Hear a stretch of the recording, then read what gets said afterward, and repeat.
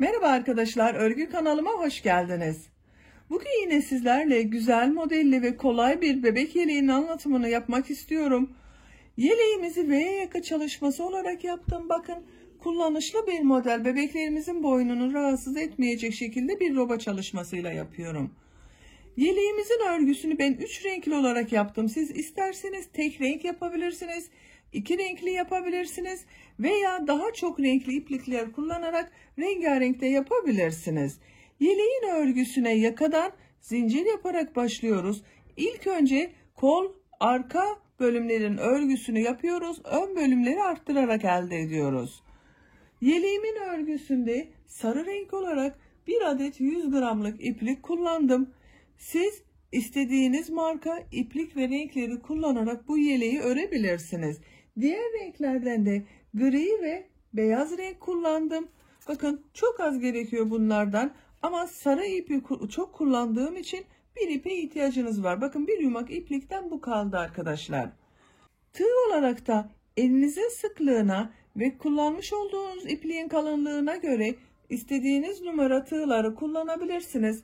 2,5-3 milim veya 4 milim tığları kullanabilirsiniz.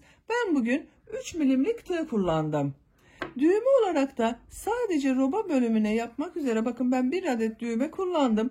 Bir düğme yeterli. Siz isterseniz daha aşağılara da düğmeli yapabilirsiniz. Bu şekilde kurdale taktım. Siz bunu yapmasanız da olur arkadaşlar. Bu şekilde de güzel oluyor. Bu modeli hem kız bebeklerimiz için hem de erkek bebeklerimiz için yapabilirsiniz. Örgüye başlamadan önce size ölçülerini de vereyim, fikriniz olsun. Bugünkü yapacak olduğumuz bakın yeleğin ölçüsü şu şekilde. Kurdaleler biraz çektirdi arkadaşlar. Böyle 28 santim görünüyor ama 29 santimlik gövde genişliği var. Yüksekliğini ölçüyorum. Kol altından yüksekliğini ölçüyorum. 21 santim. Omuzdan itibaren tam yüksekliğini ölçüyorum. 34 santim. Bu da 1 yaşından büyük çocuklarımız için güzel bir ölçüde oldu. 1-3 yaş arası bebekler çok rahat kullanır bu büyüklükte bir yeleği arkadaşlar. Yeleğimizi açık olarak da görelim. Hem kullanışlı hem de güzel bir model. Bu örgüyü yapması da çok zevkli arkadaşlar. Bir günde örüp bitirebileceğiniz güzel modelli bir yelek bu. Bakın, ters görüntüsü de böyle. Ölçülerimizi söyledim.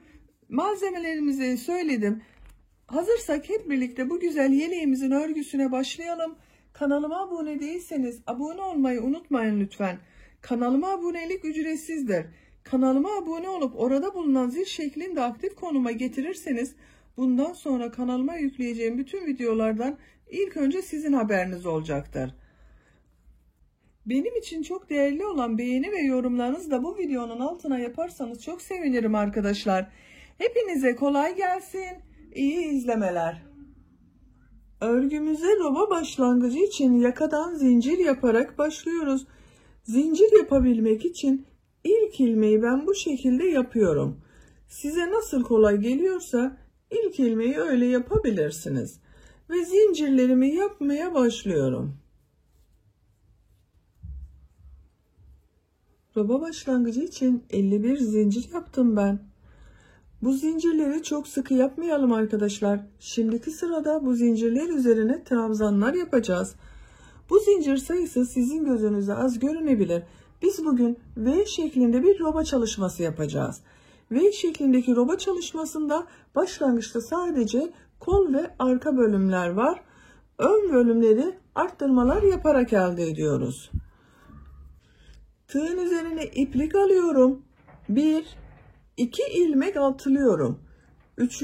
ilmek içerisine bir trabzan yapıyorum. Bu trabzan ön bölümün trabzanı oluyor. Ön bölüm için bakın, bu ilmek atladığımızda bir trabzan, 2 trabzan oldu. Bir zincir yapıyorum. Takip eden ilk ilmek içerisine kol bölümü için ilk trabzanı yapıyorum. Kol bölümü için 12 trabzan yapıyorum. 1 2 3 4, 5, 6,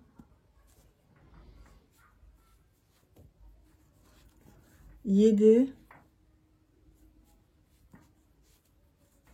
8, 9, 10,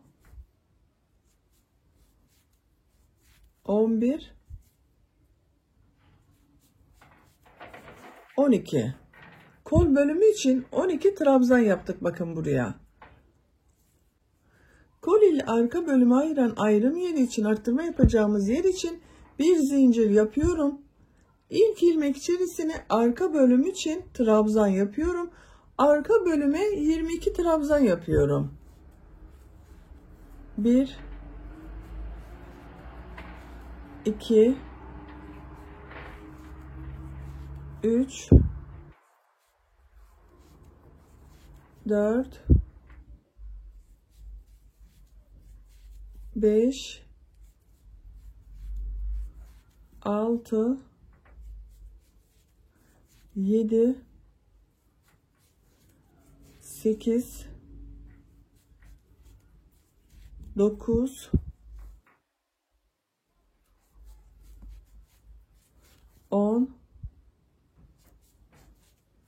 11, 12,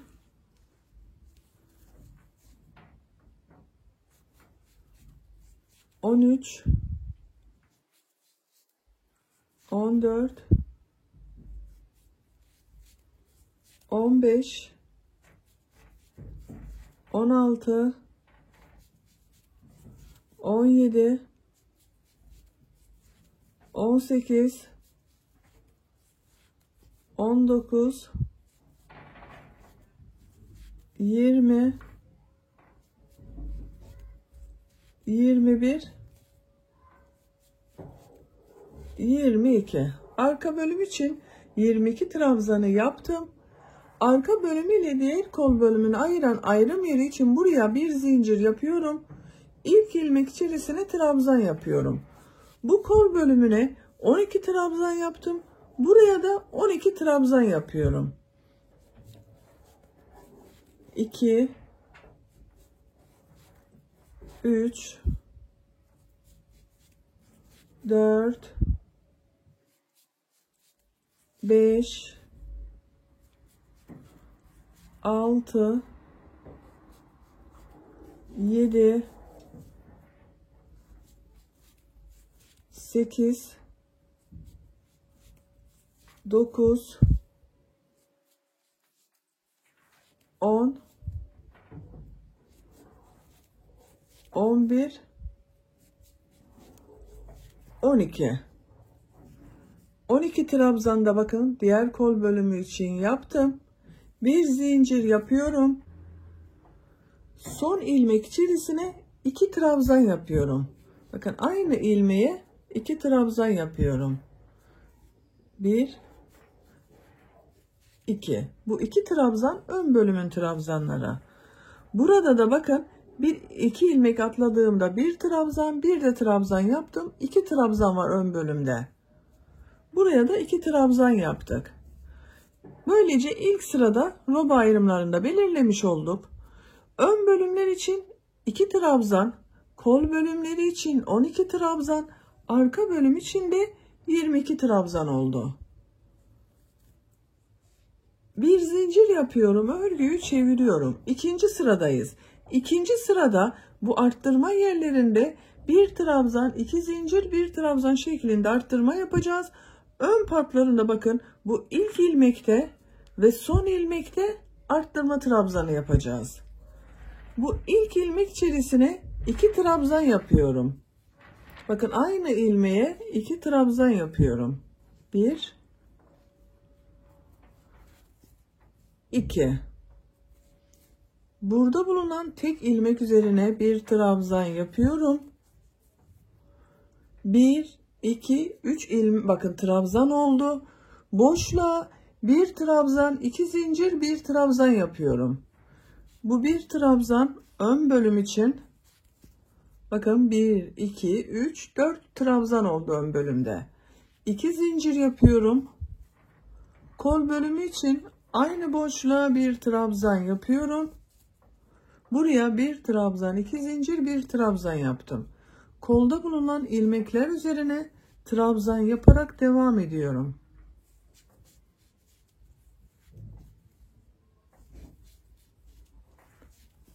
Bu şekilde. Arttırma yapacağımız buraya kadar devam edelim. Trabzanları yaparak arttırma yapacağımız yere geldim. Kol ile arka bölümünü ayıran bakın arttırma yaptığımız bir zincirli boşluktayım. Buraya bir trabzan, 2 zincir, bir trabzan yapıyorum.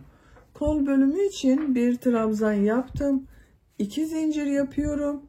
Aynı boşluğa arka bölüm için bir trabzan yapıyorum. Diğer ilmekleri de trabzan olarak devam ediyorum. Her ilmek üzerine birer defa trabzan yapıyorum. Bu arttırma yerinde de bir trabzan, 2 zincir, bir trabzan yaptık. Arka bölümde bulunan ilmekler üzerine trabzanlar yaparak arttırma yapacağımız bu bir zincirli boşluğa kadar devam edelim. Arka bölümün trabzanlarını arttırma yapacağımız yere kadar bakın tamamladım. Kol ile arka bölümü ayıran arttırma yapacağımız yerdeyim. Bu bir zincirli boşluğa bir trabzan, 2 zincir, bir trabzan yapıyorum.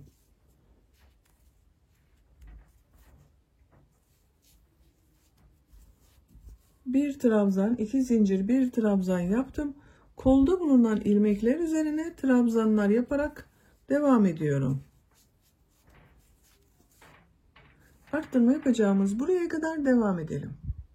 Trabzanları yaparak arttırma yapacağımız yere geldim bakın. Ön bölüm ile kol bölümünü ayıran burada bulunan bir zincirli boşluktayım. Buraya bir trabzan, 2 zincir, bir trabzan yapıyorum. Kol bölümü için bir trabzan yaptım. 2 zincir yapıyorum. Aynı boşluğa ön bölüm için bir trabzan yapıyorum.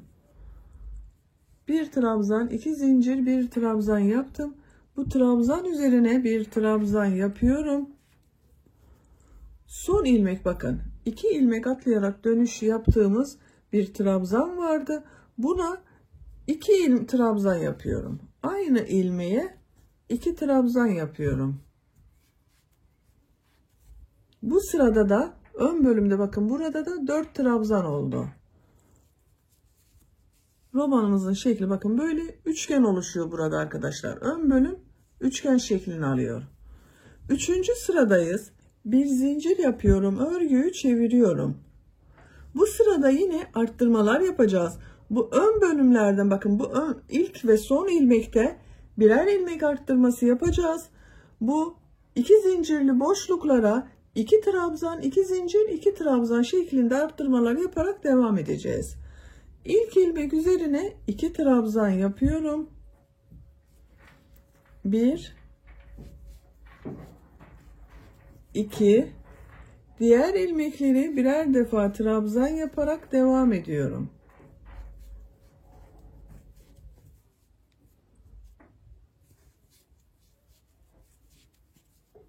Buraya kadar bakın 1 2 3 4 5 trabzan oldu. Bu 2 zincirli boşluğa 2 trabzan, 2 zincir, 2 trabzan yapıyorum. 1 2 2 zincir yapıyorum. Aynı boşluğa 2 trabzan da kol bölümü için yapıyorum. Bu şekilde. Arttırmayı 2 trabzan, 2 zincir, 2 trabzan şeklinde yaptık.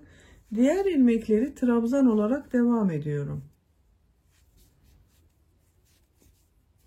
Arttırma yapacağımız buraya kadar trabzanlar yaparak devam edelim. Arttırma yapacağımız yere kadar trabzanları yaptım. Bu arttırma yerine de 2 trabzan, 2 zincir, 2 trabzan yapıyorum.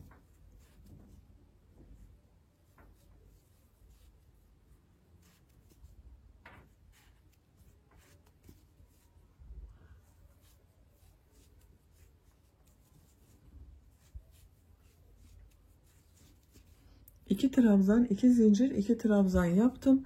Arka bölümde bulunan ilmekler üzerine trabzanlar yaparak devam ediyorum.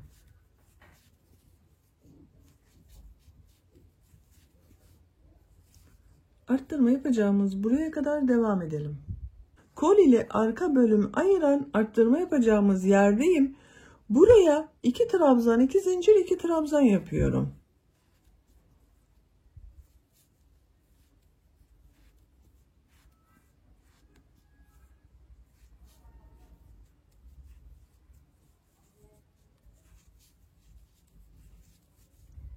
İki trabzan, 2 zincir, 2 trabzan yaptım.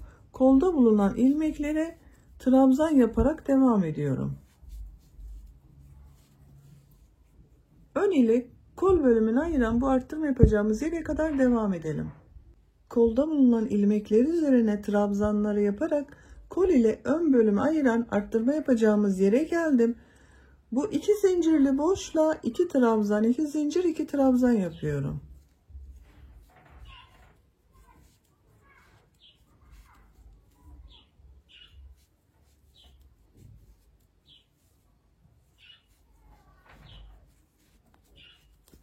İki trabzan, 2 zincir, 2 trabzan yaptım.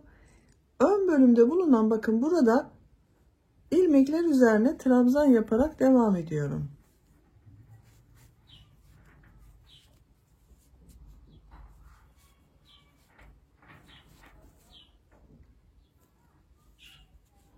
Son ilmeğe 2 trabzan yapıyorum. Arttırma yapıyorum bakın burada. Bu bakın sıra başında ve sıra sonunda bulunan bu ilmeklere ikişer defa trabzan yapacağız, arttırma yapacağız. Burada da trabzan sayısı 2, 4, 6, 7 oldu bakın. İlk sırada 2 trabzan var. Bu sırada bir burada, bir burada arttırma yaptım. 4 trabzan oldu. Bu sırada bir burada, 2 burada arttırma yaptım. 7 trabzan oldu. Robamızın şeklini görelim arkadaşlar. Bakın. Üçgen şekil giderek belirgin olmaya başladı. Şu şekilde katladığımız zaman bakın robanın örgüsü böyle. Ön bölümleri bakın bir burada bir de burada arttırmalar yaparak üçgen şekil elde ediyoruz. Dördüncü sıradayız. Dördüncü sıraya çıkmak için bir zincir yapıyorum. Örgüyü çeviriyorum. İlk ilmek içerisine 2 trabzan yapıyorum.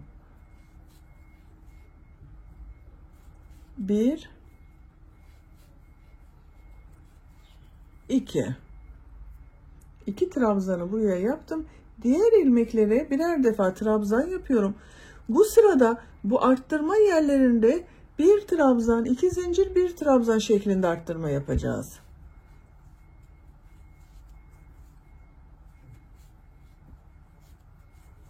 Ön bölümde bulunan trabzanların üzerine trabzanlar yapıyorum.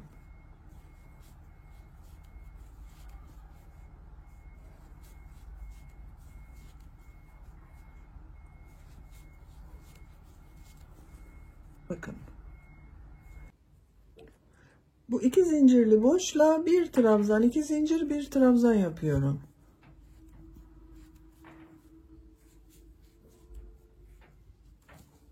Bir trabzan, 2 zincir, bir trabzan yaptım. Kolda bulunan ilmekler üzerine trabzan olarak devam ediyorum.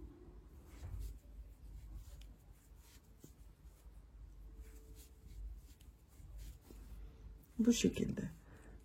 Arttırma yapacağımız buraya kadar devam edelim. Arttırma yapacağımız yere kadar trabzanları yaptım. Kol ile arka bölümü ayıran bu arttırma yerine de bir trabzan, 2 zincir, bir trabzan yapıyorum.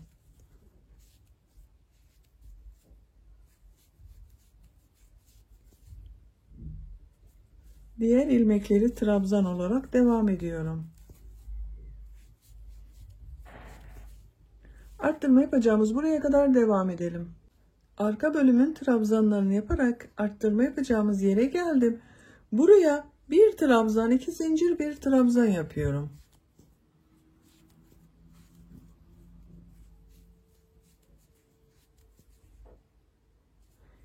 Diğer ilmekler üzerine trabzan yaparak devam ediyorum. Arttırma yapacağımız buraya kadar devam edelim. Kolda bulunan ilmekler üzerine de trabzanları yaptım.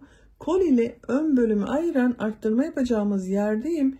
Buraya bir trabzan, 2 zincir, bir trabzan yapıyorum.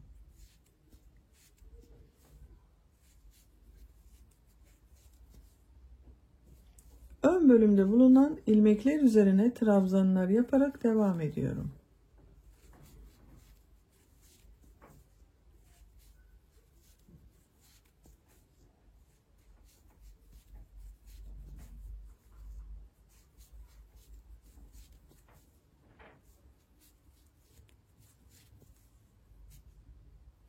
Bakın bu son ilmeğe 2 trabzan yapıyorum. 1 2 bir zincir yapıyorum, örgüyü çeviriyorum. 5. sıradayız. 5. sırada bu arttırma yerlerinde 2 trabzan, 2 zincir, 2 trabzan yapacağız. Bu arttırmalar dönüşümlü oluyor. Bir sırada 1 trabzan, 2 zincir, 1 trabzan yapıyoruz. Bir sonraki sırada 2 trabzan, 2 zincir, 2 trabzan yapıyoruz. Bir daha sonraki sırada tekrar 1 trabzan, 2 zincir, 1 trabzan yapıyoruz. Bu ilk ilmek üzerine 2 trabzan yapıyorum.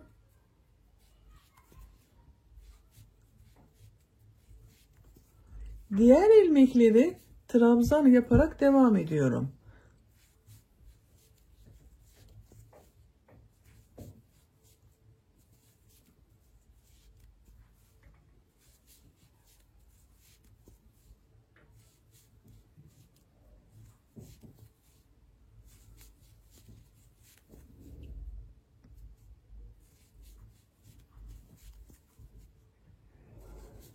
Arttırma yapacağımız, bakın 2 zincirli boşluğa geldim. Buraya 2 trabzan, 2 zincir, 2 trabzan yapıyorum.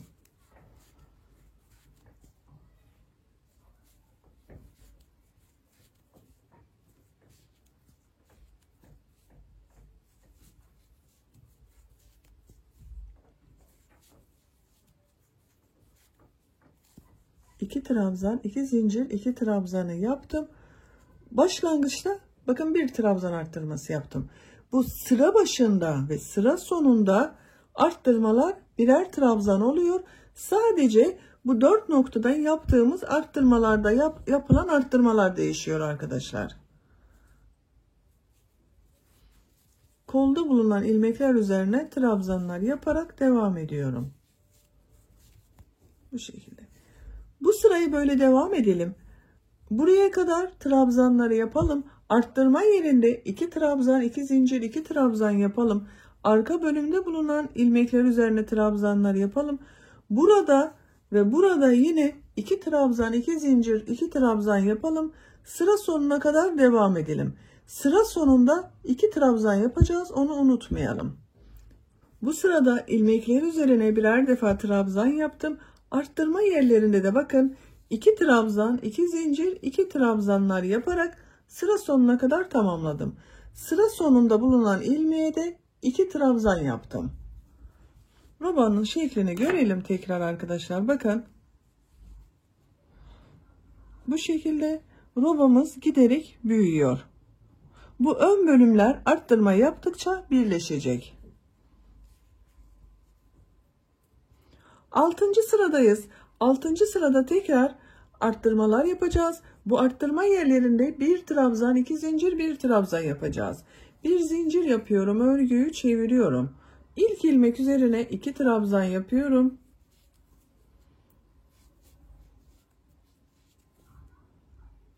Diğer ilmekleri birer defa trabzan yapıyorum.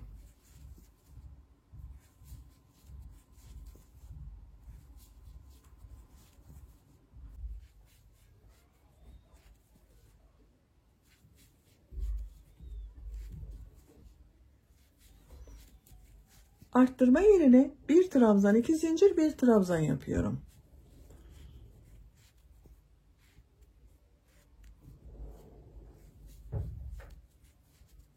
Bir trabzan, 2 zincir, 1 trabzanı yaptım. Diğer ilmekleri trabzan olarak devam ediyorum. Bu sırada 1 trabzan, 2 zincir, 1 trabzan yaptım. Bir sonraki sırada 2 trabzan, 2 zincir, 2 trabzan yapacağız.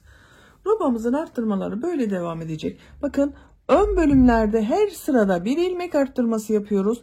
Bu 1, 2, 3, 4 noktadan arttırmaları bir sırada bir trabzan, 2 zincir, bir trabzan yapıyoruz. Bir sonraki sırada 2 trabzan, 2 zincir, 2 trabzan şeklinde arttırma yapıyoruz. Robamızın örgüsünde arttırmalar bu şekilde devam edecek. Bu iki ön bölüm birleşesiye kadar örgümüze devam edelim. Yapacak olduğunuz bebeğin büyüklüğüne göre roba sıra sayısını tekrarlayarak istediğimiz ölçüye kadar tamamlayalım. Robanın örgüsünü 6 noktadan arttırmalar yaparak benim yapacağım ölçü için gerekli yüksekliğe kadar tamamladım. Kaç sıra roba yaptığımı sayıyorum.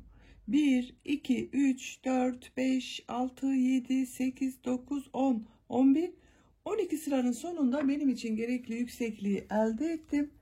Santimetre olarak da ölçüyorum.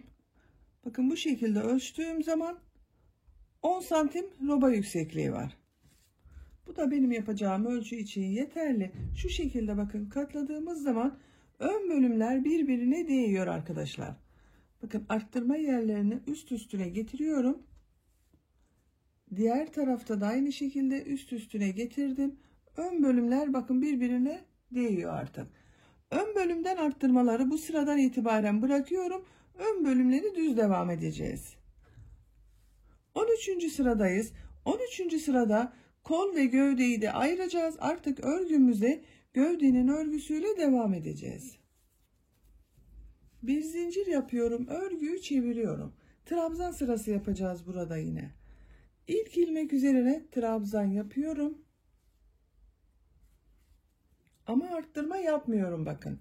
Arttırma yapmadan diğer ilmekler üzerine de trabzan yaparak devam ediyorum.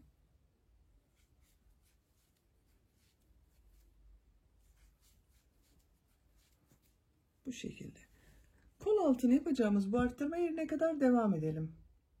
Ön bölümde bulunan ilmekler üzerine trabzanlar yaparak arttırma yaptığımız bakın 2 zincirli boşluğa geldim. Bu 2 zincirli boşluğa ön bölüm için 2 trabzan yapıyorum. 1, 2. Kol altı için 3 zincir yapıyorum. 1, 2, 3. Bu zincirleri çok sıkı yapmayalım arkadaşlar. İpliği tığın üzerine alıyorum. Kol bölümünde bulunan bütün ilmekleri atlıyorum. Kol ile arka bölümü ayıran bu arttırma yerine arka bölüm için 2 trabzan yapıyorum. 1, 2. Arka bölümde bulunan ilmekler üzerine de trabzan yaparak devam ediyorum.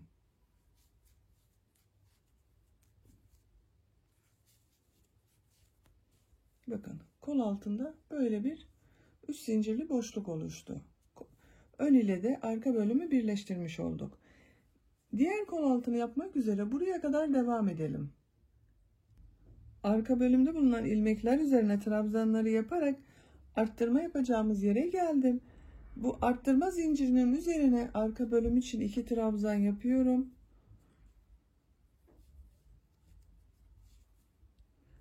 Üç zincir yapıyorum kol altı için.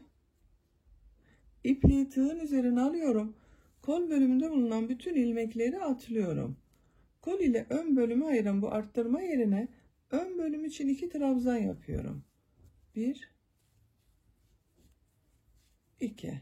Bakın diğer kol altında bu şekilde 3 zincirli oluşturduk. Arka bölümü ile ön bölümü de bağlantı yaptık.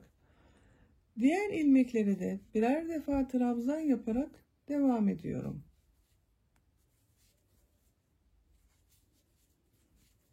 Sıra sonuna kadar trabzanları yapalım. Ön bölümde bulunan ilmekler üzerine de trabzanları yaparak sıra sonuna kadar tamamladım. En son ilmeği de bakın bir trabzan yaptım. Arttırma yapmadım. Bu sırada kolları gövdeden ayırdık. Bakın ön ve arka bölümleri birleştirdik. Artık örgümüz gövdenin örgüsüyle devam edecek. Modelli sıradayız. Bu sırada modelleri yerleştiriyoruz. Bakın örgünün düz tarafı burası. Şu anda örgünün ters tarafındayım.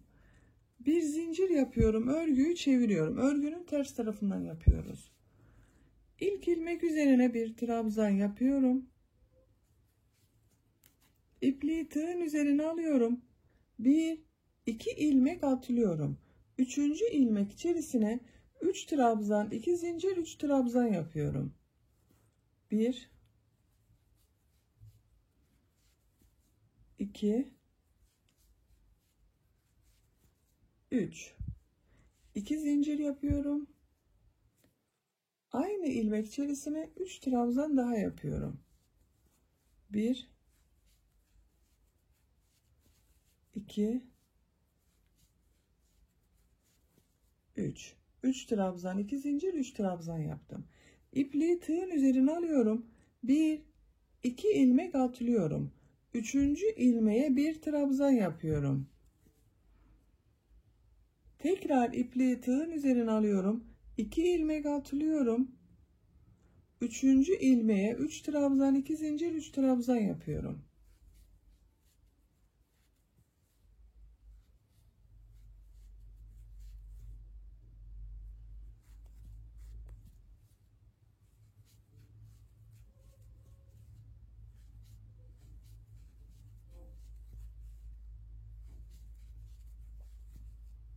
Üç trabzan, 2 zincir, 3 trabzanı yaptım. İpliği tığın üzerine alıyorum. 2 ilmek atlıyorum. Üçüncü ilmeğe bir trabzan yapıyorum. İpliği tığın üzerine alıyorum. 2 ilmek atlıyorum. Üçüncü ilmeğe 3 trabzan, 2 zincir, 3 trabzan yapıyorum.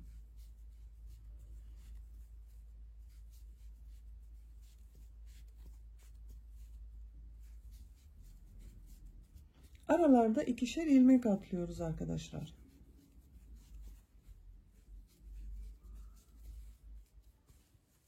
Tekrar bakın 2 ilmek atlıyorum. Üçüncü ilmeğe bir trabzan yapıyorum. Görüntü olarak böyle bir model oluşuyor bakın. 1 2 ilmek atlıyorum. Üçüncü ilmeğe 3 trabzan, 2 zincir, 3 trabzan yapıyorum.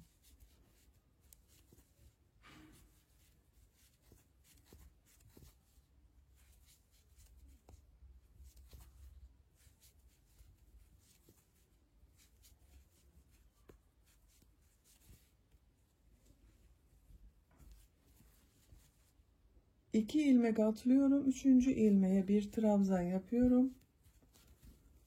Tekrar 2 ilmek atlıyorum. Üçüncü ilmeğe 3 trabzan, 2 zincir, 3 trabzan yapıyorum.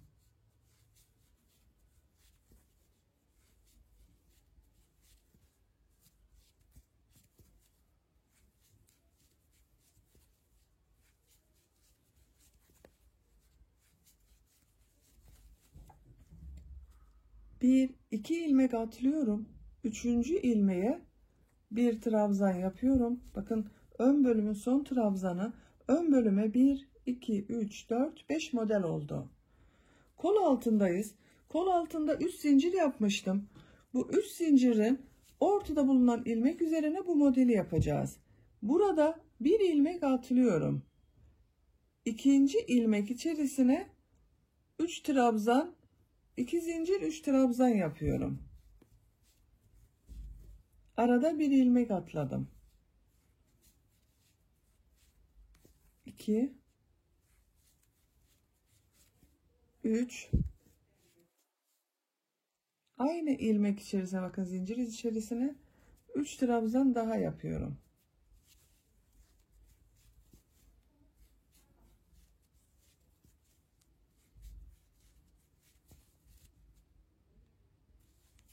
İpliği tığın üzerine alıyorum. Burada bulunan bu bir zinciri atlıyorum. Arka bölümün bu ilk ilmek üzerine bir trabzan yapıyorum. Kol altına da bir model yapmış olduk bakın arkadaşlar. İpliği tığın üzerine alıyorum. 2 ilmek atlıyorum. Üçüncü ilmeğe 3 trabzan, 2 zincir, 3 trabzan yapıyorum.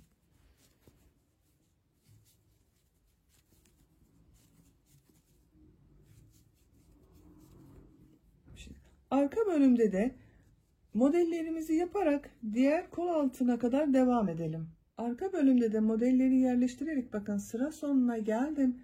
Sıra sonunda benim burada bir iki ilmek kaldı. Burada bir ilmeği atlıyorum. Son ilmek üzerine bir trabzan yapıyorum. Bu arada da bakın arkadaşlar bir ilmek atladım. eksik yaptım, bir ilmek eksik geldi ilmeğim, onun için burada 2 değil de 1 ilmek atladım. Bakın modelin denk gelmesi için bir burada tek ilmek atladım, bir de burada 2 tane eksik geldi. Çünkü arka bölüme de 2 4 6 8 10 model oldu. Ön ile eşit oldu bakın model sayısı. Kol altındayız. Burada bakın bir trabzandan sonra kol altına 3 zincir yapmıştım. Bu bir zinciri atlıyorum. İkinci zincir içerisine, ortada bulunan zincir içerisine 3 trabzan, 2 zincir, 3 trabzan yapıyorum. 1 2 3 2 zincir yapıyorum. Aynı zincire 3 trabzan daha yapıyorum.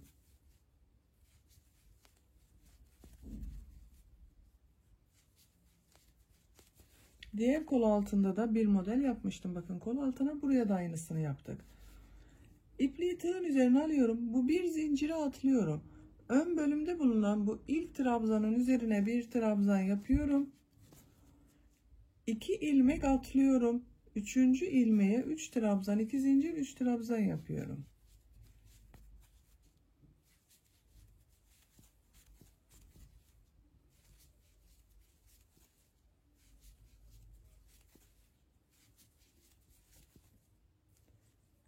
İki ilmek atlıyorum. Üçüncü ilmeğe bir trabzan yapıyorum.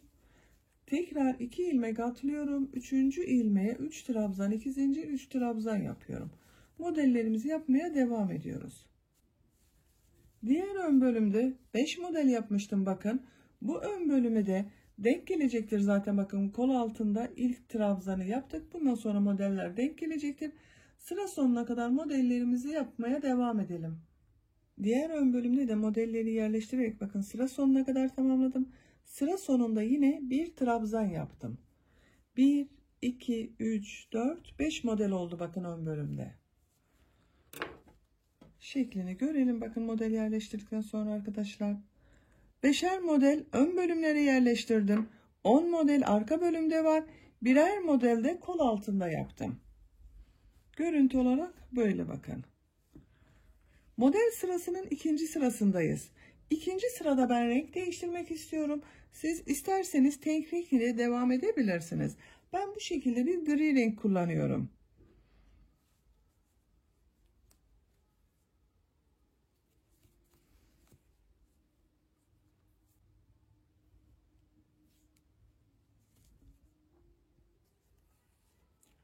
İlmeğimin rengini gri renk yapıyorum. Bakın burada çektirdim.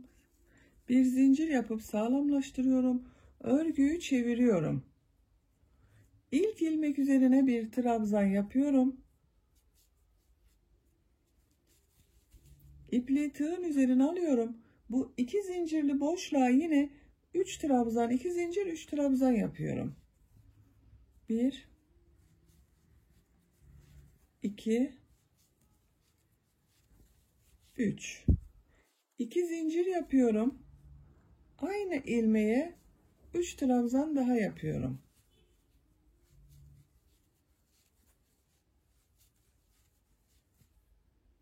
Üç trabzan, 2 zincir, 3 trabzanı yaptım. İpliği tığın üzerine alıyorum. Bu bir trabzan yapmıştım bakın. Bunu üzerine batmıyorum. Bakın bu şekilde yapmıyorum. Tığı boşluğa takıyorum. Boşluktan alarak trabzan yapıyorum. Biraz uzatarak yaparsanız daha düzgün görünüyor arkadaşlar. Bakın bu trabzanı uzatarak boşluktan alarak yaptım. Diğer model ortasında bulunan 2 zincirli boşluğa da 3 trabzan, 2 zincir, 3 trabzan yapıyorum.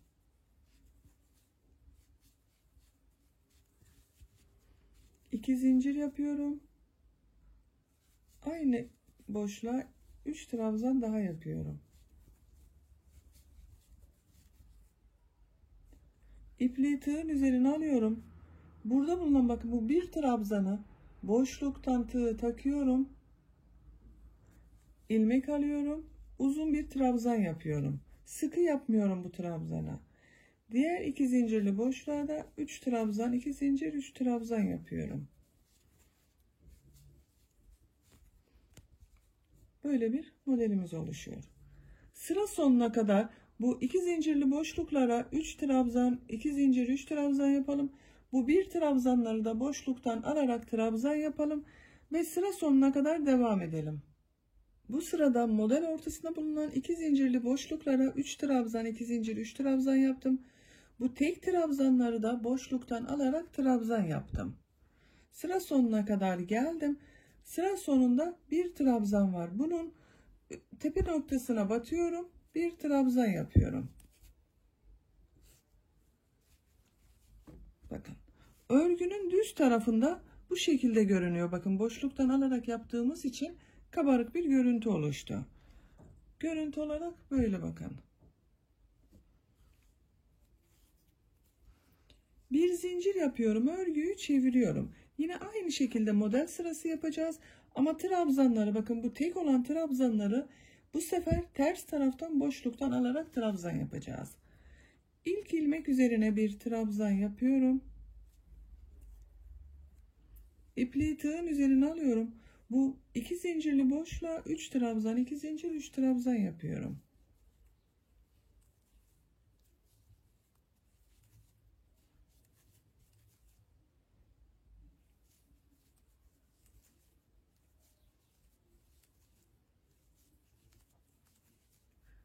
Üç trabzan, 2 zincir, 3 trabzanı yaptım. Bu tek olan trabzanı bakın buradan tersten geldi. Ters taraftan tığı boşluğa takıyorum. Şöyle daha net gösterelim. Bakın boşluğa takıyorum. İlmek alıyorum. Yine aynı şekilde biraz uzun bırakarak trabzan yapıyorum. Diğer model ortasında bulunan 2 zincirli boşluğa 3 trabzan, 2 zincir, 3 trabzan yapıyorum.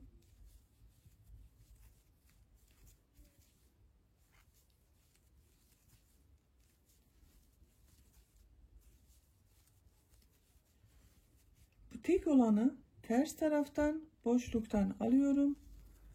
Trabzan yapıyorum. Bu tek olanları hep aynı yönde boşluktan alacağız arkadaşlar. Bakın bu tarafta bir sonraki sırada düz tarafa denk gelecek. Düz taraftan boşluktan alacağız.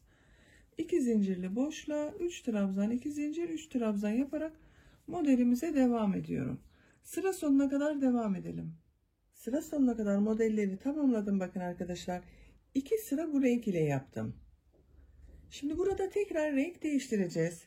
İpliği burada kesiyorum.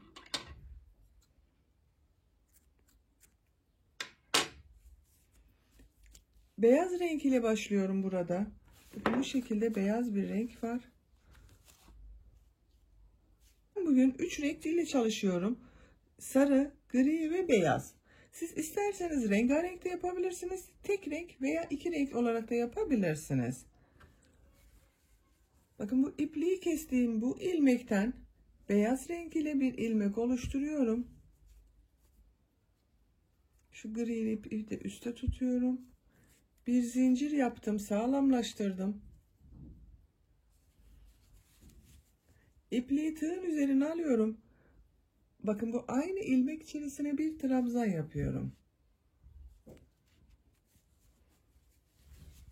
Modellerimize devam ediyoruz. İpliği tığın üzerine alıyorum. Model ortasında bulunan bu 2 zincirli boşluğa 3 trabzan, 2 zincir, 3 trabzan yapıyorum.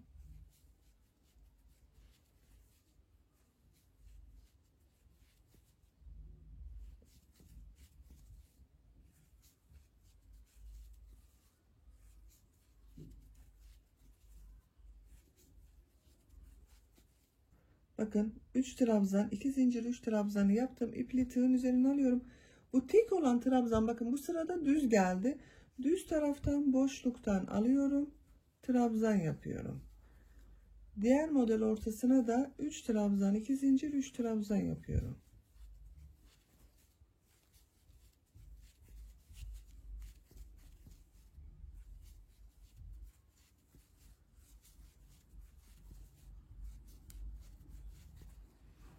Tek olan trabzanı bakayım boşluktan alıyorum. Trabzan yapıyorum. Görüntü olarak böyle. Modelimiz bu şekilde devam edecek arkadaşlar. Hiçbir değişiklik yapmayacağız. Bir sırada şimdiki sırada yaptığımız gibi Bu tek olan trabzanları düz taraftan boşluktan alıp trabzan yapacağız. Bir sonraki sırada da ters taraftan boşluktan alarak trabzan yapacağız. Bu şekilde devam edeceğiz. Sadece bu bakın aynı oluyor. Bunlar değişmeyecek. Düz taraftan da yaparken, ters taraftan da yaparken 3 trabzan, 2 zincir, 3 trabzan yapacağız. Bu şekilde gövde örgüsüne devam edelim. Yapacak olduğunuz bebeğin büyüklüğüne göre istediğiniz renk sıralamasıyla gövde yüksekliğini tamamlayalım gelelim. Gövde örgüsünü kol altından itibaren benim için gerekli yüksekliğe kadar tamamladım.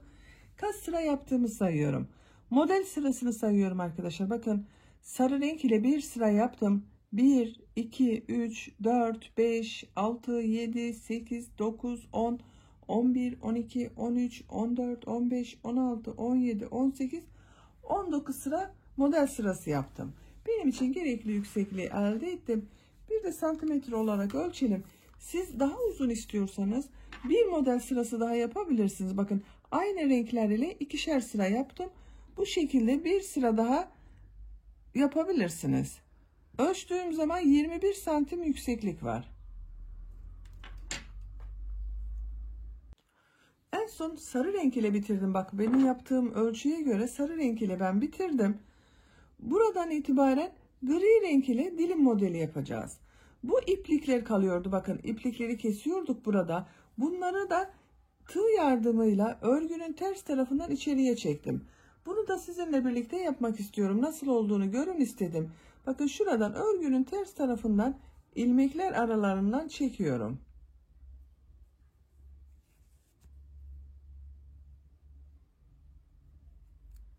Model yaptığımız bakın trabzanlar var. Onların arasından çekiyorum böyle. Makasla buralardan kesebiliyoruz artık. Bakın, görün diye ben kesmedim. Bu şekilde bütün iplikleri kestim. Temiz bir görüntü elde edeceğiz. Dilim modellerini yapalım. Sarı ipliği de burada kesiyorum.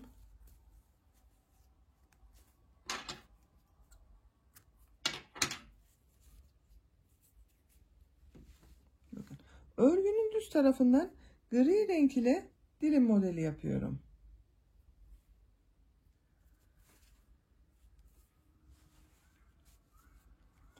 Bu en son ilmeği bakın ipliği kestiğim ilmekten gri renk ile bir ilmek oluşturuyorum. Bir zincir yaptım, sağlamlaştırdım. Aynı ilmek çivisine sık iğne yapıyorum. Buraya bakın bir sık iğne yaptım. İpliği tığın üzerine alıyorum. Bu iki zincirli boşluğa 8 trabzan yapıyorum. 1 2 3 4 5 6 7 8 2 4 6 8 trabzanı yaptım. İpliği tığın üzerine almadan bakın bu bir trabzanı boşluktan alarak trabzan yapıyorduk. Bunun üzerine sık iğne yapıyorum. İpliği tığın üzerine alıyorum. Diğer model ortasında bulunan bu iki zincirli boşluğa da 8 trabzan yapıyorum. 1 2 3 4 5 6 7 8 trabzanı yaptım. Bu tek trabzanın olanın üzerine sık iğne yapıyorum. Bu şekilde dilim modelleri yapıyoruz. Bakın bu aralarda sizde çekme oluyorsa modelden sonra bir zincir yapıp sık iğne yapabilirsiniz. Sık iğneden sonra da bir zincir yapıp diğer modele de başlayabilirsiniz. Eğer bakın böyle çekme yapıyorsa o şekilde aralarda birer zincir yapabilirsiniz. Ama benim çekme yapmıyor. 8 trabzandan sonra sık iğne olarak yaptım. Ben gri renk ile yapıyorum dilim modeli. Siz isterseniz diğer kullandığınız renklerle, mesela benimle aynı renkleri kullandıysanız sarı beyaz ile de yapabilirsiniz. Sıra sonuna kadar dilim modelleri yaparak devam edelim. dilim modelleri yaparak sıra sonuna kadar tamamladım. En son dilim modelini yaptım. Bu sonda bulunan bir trabzan var. Bunun üzerine sık iğne yaparak sabitliyorum bakın. Bakın dilim modelleri çok güzel oldu arkadaşlar uç bölümde. Şimdi bu ön patlarda ön pat çalışması yapacağız. Minik pıtırcık modelleriyle yapıyorum ben. Bakın bu en son sık iğne yaptığım ilmeğe 2 zincir yapıyorum. Aynı ilmek içerisine sık iğne yapıyorum. Burada bulunan boşluğa bakın, bir sık iğne yapıyorum. 2 zincir yapıyorum. Aynı yere sık iğne yapıyorum. Bir ilmek atlıyorum. İkinci ilmeğe bir sık iğne, 2 zincir, bir sık iğne yapıyorum.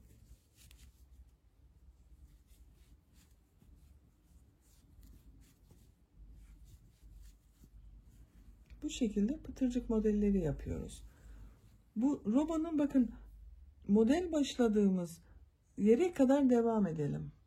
Ön patta pıtırcık modelleri yaparak bakın modelin bittiği sıraya kadar geldim. Bu modele başladığımız sıraya kadar bir ilmek atlıyorum. Burada bulunan ilmeğe bir sık iğne yapıyorum.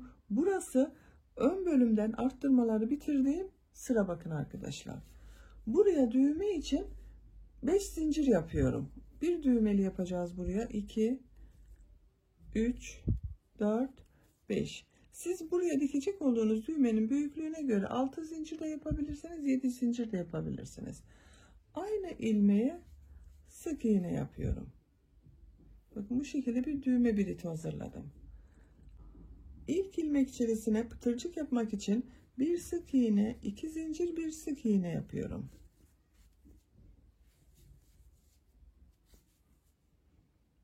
Burada bakın takip eden ilmek içerisine bir sık iğne, 2 zincir, bir sık iğne yapıyorum.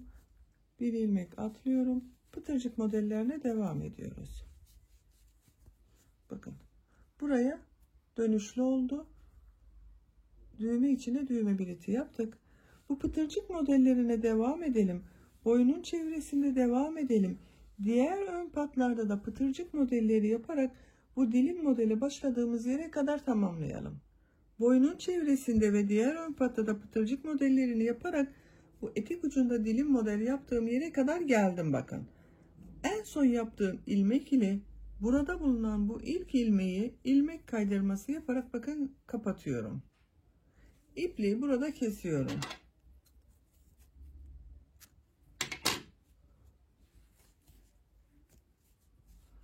Bakın arkadaşlar çok güzel oldu.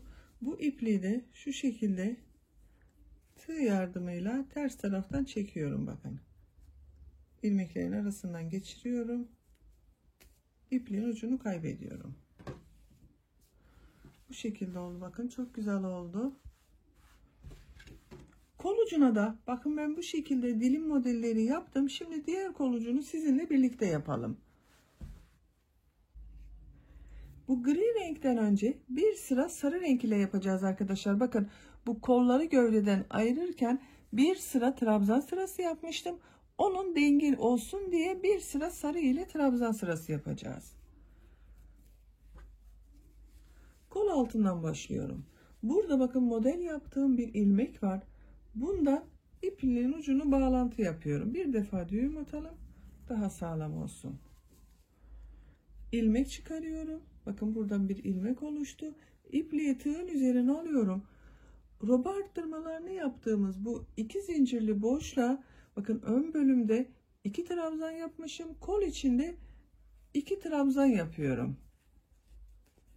1 2. Diğer ilmekler üzerine de trabzan yaparak devam ediyorum.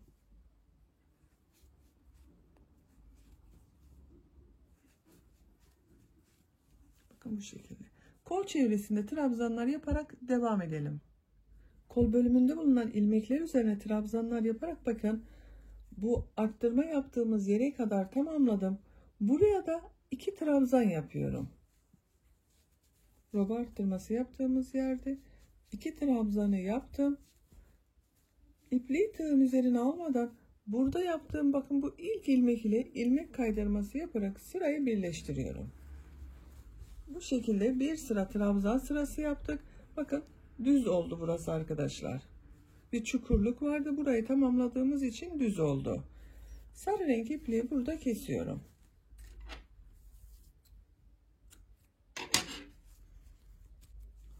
Bakın bir sıra trabzan sırası yaptık. Burası düz oldu. Bir çukurluk vardı. Onu kaybettik. Şimdi bu dilim modellerini yapacağız. Ben bu kola 9 model yerleştirdim. Bu bir sırada da 48 trabzan var. Kola örgüsünün son sırasında burada 48 trabzan var benim. Siz bir sıra fazla yaptıysanız sizin trabzan sayınız daha fazla olacaktır. 2 veya 4 trabzan fazla olacaktır arkadaşlar. Daha küçük yapıyorsanız da daha az olacaktır. Gri renk ile dilim modellerini yapıyoruz. Bakın bu kol altından başlıyorum. İpliği kestiğim bu ilmekten gri renk ile yine bir düğüm atalım. Düğüm attığımız zaman daha sağlam oluyor. Buradan bir ilmek çıkarıyorum. Bir zincir yaptım. Bakın sağlamlaştırdım burayı. İpliği tığın üzerine alıyorum. Bakın bu bir ilmeği atlıyorum. İkinci ilmek içerisine trabzan yapıyorum. Yapacak olduğunuz dilimin büyüklüğüne göre istediğiniz kadar trabzan yapabilirsiniz. Bir bakarsınız arkadaşlar. Bakın ben bunu 7 trabzan ile yaptım. 7 trabzanı yapalım. 1 2 aynı ilmeği yapıyorum bakın. 3 4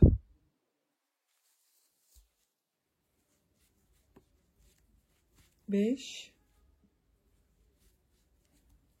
6 7 2 4 6 7 trabzanı yaptım. Bir ilmek atlıyorum. İkinci ilmeğe sık iğne yapıyorum. Burada model denk gelmesi için arada bir ilmekler atladım arkadaşlar. Bundan sonra aralarda 2 ilmek atlayacağız. Model denk gelsin diye bakın bu ilk kol altına gelen yerde birer ilmek atladım. İpliği tığın üzerine alıyorum. 1 2 ilmek atlıyorum. Üçüncü ilmek içerisine 7 trabzan yapıyorum. Siz bunu 8 trabzan da yapabilirsiniz. Burada yaptığımız gibi 8 trabzanlı da yapabilirsiniz. 2 3 4 5 6 7 2 ilmek atlıyorum. Üçüncü ilmeğe sık iğne yapıyorum. Tekrar 2 ilmek atlıyorum. Üçüncü ilmeğe 7 trabzan yapıyorum. Bakın bu şekilde dilim modelleri yapıyoruz. Sıra sonuna kadar devam edelim. Kol çevresinde dilim modelleri yaptım. Bakın arkadaşlar 1 2 3 4 5 6 7 8 tane yaptım. Bunların aralarında ikişer ilmek atladım bakın. Modelden önce ve sık iğneden önce ikişer ilmek atladım. Burada son modeli yapmak için bir ilmek atlıyorum. İkinci ilmek içerisine 7 trabzan yapıyorum. Sıra başında da aynısını yapmıştık. İlk modelde aralarda birer ilmek atlamıştım. Sizin denk geliyorsa bunları da ikişer ilmek atlayabilirsiniz. 3 4 5 6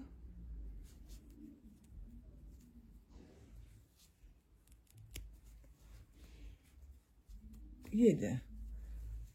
Bu modeli ilk başta oluşturmuş olduğum burada bulunan bakın ilmek var. Ona ilmek kaydırması yaparak birleştiriyorum.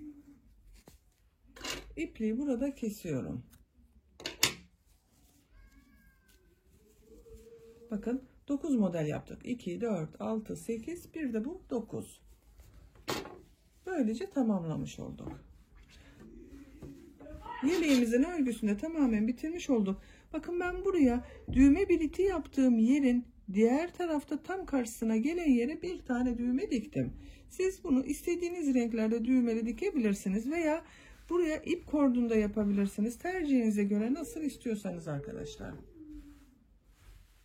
Bakın. Çok güzel oldu. Arka görüntüsünü de görelim. Arka görüntüsü de böyle. Açık olarak da görelim yeleğim örgüsünü. Bakın. Açık olarak da bu şekilde.